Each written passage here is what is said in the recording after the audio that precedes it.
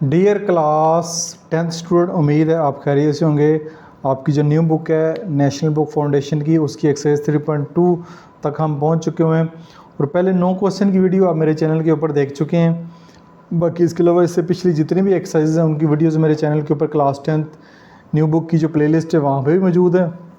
Otherwise कोई भी exercise, फ़र्ज़ करें एक्सरसाइज 3.2 ही है, exercise 3.2 class 10th NBF new book by learning zone type करेंगे तब भी वीडियोस मेरी जो है वो सर्च रिजल्ट में आपको शो हो जाएंगी। तो 3 क्वेश्चन है, रिमेनिंग आसान से क्वेश्चन है, जल्दी से इन क्वेश्चन को सॉल्व कर लेते हैं। तो क्वेश्चन नंबर 10 है, if 15 people produce 50 item daily, अगर 15 आदमी 50 आइटम डेली बनाते हैं, ठीक है, प्रोड्यूस बनाते हैं, किसी फैक्ट्री के अंदर 15 आदमी काम कर रहे हैं और 50 चीज़ें वो बना रहे हैं। How many people are needed to produce 250 item daily at the same rate, उसी रेट के ऊपर अगर वो 15 लोग काम करें तो 250 आइटम डेली बनाने के लिए हमें कितने लोग चाहिए होंगे। तो इस तरह के क्वेश्चन याद रखिएगा जब भी आपने सॉल्व करने हैं, आपको पता होना चाहिए डायरेक्ट वेरिएशन है या इन्वर्स वेरिएशन है। ये देखिए नीचे लिखा हुआ है, अगली एक्सरसाइज हमारी इन्वर्स वेरिएशन की होगी। ये वाली एक्सरसाइज के क्वेश्चन देखे बिना ही आप बता सकते हैं कि डायरेक्ट वेरिएशन क्या है, लेकिन जब पेपर में सॉल्व करेंगे तब नहीं पता चलेगा कि ये डायरेक्ट वेरिएशन है या इन्वर्स वेरिएशन है, क्योंकि ऊपर एक्सरसाइज मेंशन नहीं होती। तो ये आपको पता होना चाहिए कि 15 आदमी काम करेंगे तो 50 चीज़ें बनाते हैं। चीज़ें हमें ज़्यादा चाहिए, चीज़ें हमें 250 चाहिए, 250 आइटम चाहिए तो बंदों की तादाद भी ज़्यादा चाहिए। जब चीज़ें ज़्यादा चाहिए, बंदों की तादाद ज़्यादा चाहिए, ये डायरेक्ट वेरिएशन है, यानी एक क्वांटिटी बढ़ रही है दूसरी भी ऑटोमेटिकली बढ़ेगी, तो ये डायरेक्ट वेरिएशन का क्वेश्चन होगा। तो ये बात भी आपको पता होना चाहिए कि पेपर में कैसे पता चलेगा कौन सा क्वेश्चन डायरेक्ट वेरिएशन है, कौन सा क्वेश्चन जो है इन्वर्स वेरिएशन का क्वेश्चन है। तो ये क्वेश्चन मैंने सेम लिखा हुआ है, तो इसको सॉल्व करते हैं। हमारे पास जो है एक क्वांटिटी है पीपल कर लें, पर्सन कर लें, दूसरी क्वांटिटी है आइटम्स, ठीक है। नंबर ऑफ़ पीपल कितने हैं, शुरू में अगर 15 बंदे हैं तो वो 50 आइटम, 15 बंदे हैं तो 50 आइटम डेली जो है वो पैदा कर रहे हैं। How many people are needed, कितने पीपल चाहिए, उसको हम एक्सपोज कर लेते हैं ताकि 250 आइटम जो है वो डेली जो है वो प्रोड्यूस हों। तो ये आपका जो है वो क्वेश्चन बनता है। तो ये वाला क्वेश्चन जो है मैंने जैसे बताया कि डायरेक्ट वेरिएशन का, तो एक एरो इस तरफ भी नीचे होगा तो फिर इस तरफ भी नीचे होगा, यानी ये वाली वैल्यू इस तरफ बढ़ रही है तो ये भी इस तरफ बढ़ रही है, यानी ये बढ़ रही है तो बंदे भी ज़्यादा बढ़ेंगे।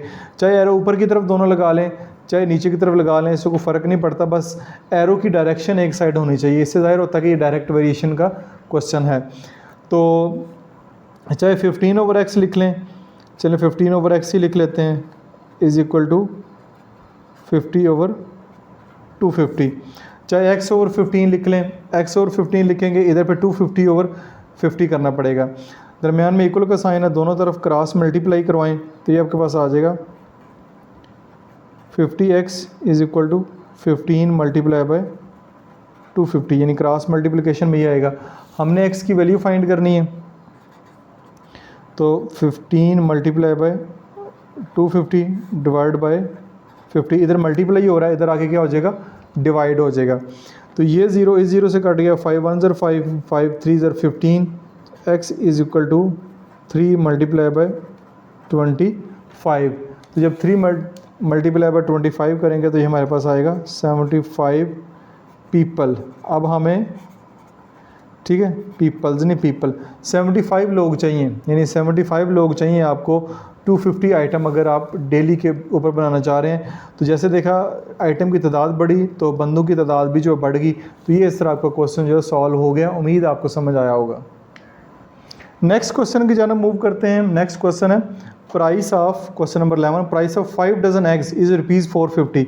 450 अंडों की 5 डज़न अंडों की कीमत 450 रुपये है। What is the price of 30 eggs. इसके भी 2-3 मेथड हैं कि अगर 5 दर्जन अंडों की कीमत 450 हो तो what is the price of 30 eggs. तो 30 एग्स की प्राइस बतानी है, जस्ट आप एक एग की प्राइस फाइंड कर लें तो हमारे पास 30 एग्स की प्राइस आ जाएगी। लेकिन क्योंकि प्रोपोर्शन के तरीके से क्वेश्चन को सॉल्व कर रहे हैं तो हम वैसे ही इस क्वेश्चन को भी सॉल्व करेंगे। सबसे पहले देखिए 5 डज़न, यहाँ पे 30 एग्स दिया गया है, यहाँ पे 30 एग्स की बात हो रही है, यहाँ पे डज़न की बात हो रही है। तो ये एक और क्वांटिटी है, ये एक और क्वांटिटी है। तो दोनों क्वांटिटी को या तो 30 एग्स को डज़न में कर लें या डज़न को जो है वो नंबर ऑफ़ एग्स में कर लें। तो 5 डज़न एग्स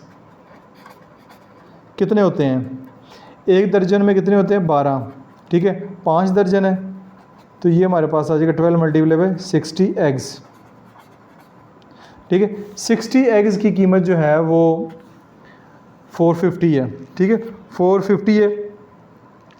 तो हमारे पास अब 30 एग्स की कीमत चाहिए हमें, 30 एग्स की कीमत चाहिए तो 2 क्वांटिटीज़ हैं, एक है प्राइस, ठीक है एक है प्राइस और एक है एग्स, ठीक हो गया। अब प्राइस क्या है, प्राइस है जी हमारे पास 450 रुपये है 60 अंडों की कीमत, अगर 60 एग्स हों तो उनकी कीमत जो है वो 450 रुपये है, 5 डज़न जो है वो 60 होता है। हमें चाहिए जी वो 30 एग्स की कीमत, कि 30 एग्स की प्राइस क्या होगी। अगेन अगर ये वाला क्वेश्चन देखें तो डायरेक्ट वेरिएशन है, अगर अंडों की तादाद बढ़ रही है, अंडों की तादाद बढ़ रही है तो कीमत भी बढ़ेगी, अंडे कम हो गए हैं, अंडे 30 चाहिए तो उनकी कीमत भी कम होगी। तो एरो चाहे नीचे लगा लें, दोनों एक साइड एरो डायरेक्शन होनी चाहिए, या ऊपर लगा लें, इससे कोई फ़र्क नहीं पड़ता। तो ये आ जाएगा 450 divide by x 60 divide by 30, cross multiply करें, 60x is equal to 30 multiply by 450, x की वैल्यू फाइंड करनी है, 30 मल्टीप्लाई बाय 450 डिवाइड बाय 60 कर दें, 0 से कट गया, ठीक है। अब 6 1 ज़र 6, 6 5 ज़र 30, तो x is equal to 5 multiply by 45 आ जाएगा। अब देखें मल्टीप्लिकेशन 5 5 ज़र 25, 5 4 ज़र 20, 20 में 2 ऐड करेंगे तो 225 रुपीज़ आ जाएगा, ठीक है।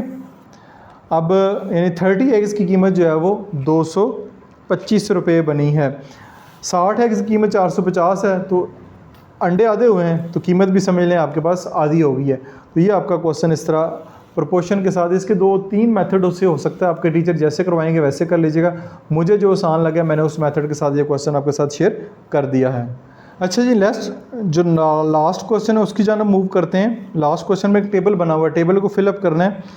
इफ़ y डायरेक्टली प्रोपोर्शनल है x स्क्वायर के, then complete the following table, इस टेबल को फाइंड करना है।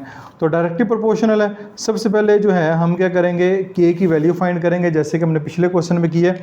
तो क्वेश्चन नंबर 12 यहाँ पे मैं लिखूँगा, question number 12, y directly proportional है x स्क्वायर के, ये लिखेंगे। यहाँ पे देखें पहला जो हिस्सा टेबल का उसमें x और y की वैल्यूज़ दी हुई हैं। x की वैल्यू अगर 2 रखें तो y की वैल्यू जो है वो 12 आ जाती है, ठीक है। ये हमें बताया हुआ है उन्होंने जो पहला बॉक्स है। तो अब क्या करेंगे, y इज़ इक्वल टू, इसको ख़त्म करेंगे तो ये आपके पास आ जाएगा k x स्क्वायर, यानी कांस्टेंट आ जाएगा k, इक्वल का साइन आ जाएगा और x स्क्वायर। अब ये दो वैल्यूज़ पुट करते हैं, y की वैल्यू 12 k और x की वैल्यू 2 का स्क्वायर, 12 2 2 ज़र 4, ये आ जाएगा 4k। तो k की वैल्यू फाइंड करनी है, ठीक है, वो आपके पास आ जाएगी k की वैल्यू 3, कटिंग करेंगे तो आपके पास k की वैल्यू जो है वो हमारे पास आ गई है, ठीक हो गया।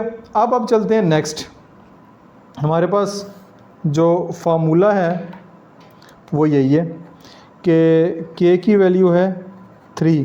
अब देखें, और फार्मूला है y इज़ इक्वल टू के एक्स स्क्वायर, ये इसको मैंने इक्वेशन नंबर 1 का नाम दिया। इसी फार्मूले में अब नेक्स्ट देखें, इधर x की वैल्यू 4 दी हुई है, ठीक है, x की वैल्यू 4 दी हुई है, y की वैल्यू फाइंड करनी है तो कर लेते हैं।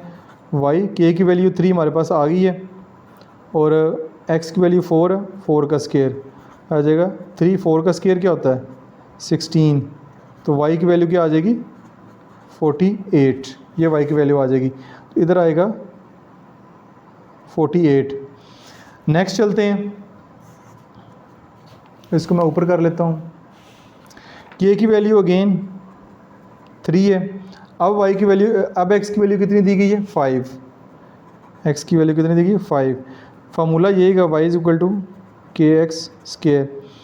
तो y की वैल्यू फाइंड करनी है, k की वैल्यू हमारे पास 3 है, x की वैल्यू 5 है, तो ये आ जाएगा 3, 5 का स्क्वायर क्या होता है 25। तो हमारे पास y की वैल्यू क्या आएगी 75। तो y की वैल्यू अब आ जाएगी 75। अब चलें आगे। अब नेक्स्ट जो पार्ट है उसमें हमें जो देख सकते हैं y की वैल्यू 108 दी गई है, y की वैल्यू 108 दी गई है, k की वैल्यू जो है वो 3 ही है, फार्मूला वही है y इज इक्वल टू के एक्स स्क्वायर। अब वैल्यूज़ पुट करें, y की वैल्यू 108 के एक्स स्क्वायर। अब k की वैल्यू यहाँ पे पुट करनी थी जो कि मैंने नहीं की, तो ये मैं इधर लिख देता हूँ, ठीक है। k की जगह 3 जो है वो मैं लिख देता हूँ। अब 3 इधर मल्टीप्लाई हो रहा है, ये स्क्वायर आ गया, एक्स स्क्वायर है, ठीक है। k की वैल्यू 3 और ये एक्स स्क्वायर, 108 डिवाइड बाई 3 से डिवाइड करेंगे, ये आएगा x square.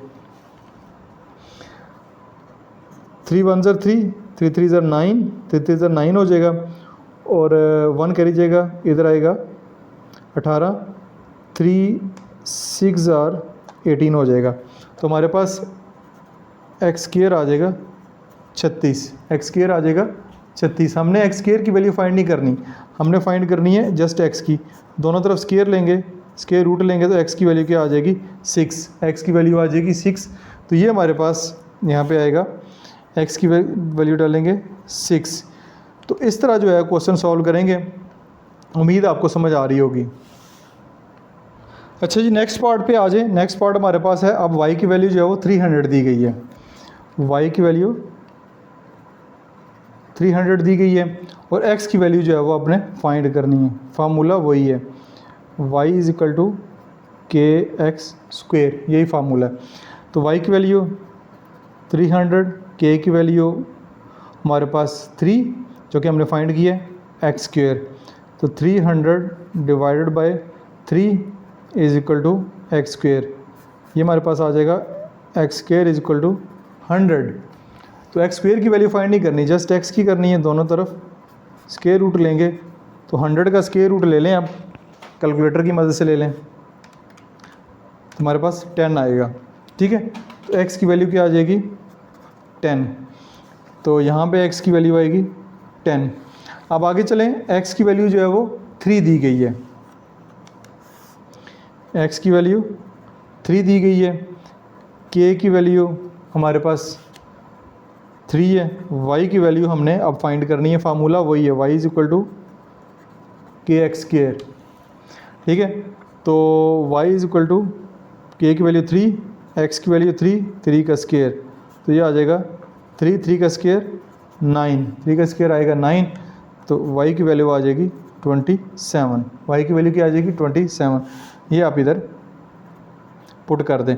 Next last part है, एक्स की वैल्यू जो है वो अब 0 है, एक्स की वैल्यू क्या है 0, के की वैल्यू क्या है 3, एक्स की वैल्यू 0, के की वैल्यू 3, और वाई की वैल्यू फाइंड करना है, फार्मूला वही है वाई इज इक्वल टू के एक्स स्क्वेयर। तो वाई इज इक्वल टू के की वैल्यू 3, एक्स की वैल्यू क्या आ जाएगा 0, 0 का स्क्वेयर क्या होता है 0 ही होता है, जब 3 को 0 से मल्टीप्लाई करवाएंगे 3 0 ज़ा 0, वाई की वैल्यू भी हमारे पास क्या आ जाएगी 0 आ जाएगी। तो ये आपकी यहाँ पे क्या डाल देंगे 0 डाल देंगे। तो ये आपका जी टेबल यहाँ पे मुकम्मल हो गया। ये रफ वर्क नहीं था जो मैंने आपके साथ शेयर किया है, सारे का सारा ये नीट वर्क है, आपने इसको प्रॉपर सॉल्व करके पेपर में दिखाना है। तो ये आपकी एक्सरसाइज यहाँ पे मुकम्मल हो गई है। उम्मीद है इस एक्सरसाइज को आपने एंजॉय किया होगा। क्लास 10th के स्टूडेंट से रिक्वेस्ट है कि मैं इसके ऊपर बड़ी मेहनत कर रहा हूँ और कोई यूट्यूब पर वीडियो अपलोड नहीं कर रहा क्लास 10th की, तो मैं ही अपलोड कर रहा हूँ। तो आपकी बहुत ज़्यादा सपोर्ट की ज़रूरत है। आप जितनी ज़्यादा सपोर्ट करेंगे तो मैं उतनी ज़्यादा वीडियो अपलोड करता रहूँगा, अदरवाइज़ सपोर्ट आपकी कम हो जाएगी तो वीडियोज़ भी कम हो जाएगी। सपोर्ट से मुराद है चैनल के ऊपर व्यूज़ आने चाहिए, वीडियोज़ के ऊपर चैनल को शेयर करें, सब्सक्राइब करें, वीडियो को लाइक करें और एक अच्छा सा कमेंट्स भी करें। अपने बहुत सारा ख्याल रखिएगा। This is Masoom Bashar signing off. इस तरह क्लास 10th की भी वीडियो जो है वो अपलोड मैं कर रहा हूँ। क्लास 10th की भी आप यहाँ पे क्लास 10th लिखेंगे, ये आपने क्लास 10th लिखा और एक्सरसाइज 1.1 नेशनल बुक फाउंडेशन आपने लिखना है। आपका जो पब्लिशर होगा वो लाजमी लिखना है आपने, कि पीटीबी की बुक सर्च कर रहे हैं, ऑक्सफोर्ड की सर्च कर रहे हैं, नेशनल बुक फाउंडेशन की सर्च कर रहे हैं। ये देखें, नेशनल बुक फाउंडेशन की क्लास 10th की जो वीडियो है वो आपके सामने आ गई है। तो आपका जो पब्लिशर होगा जिसने वो बुक पब्लिश किया है उसका लिखना जरूरी है, बाय लर्निंग जोन लिखना जरूरी है। तो वीडियो जो है वो आपके सामने इस तरह आ जाएंगी, और डायरेक्ट कैसे आप उस क्वेश्चन तक पहुंच सकते हैं वो भी आपके साथ मैंने शेयर कर दिया है। अदरवाइज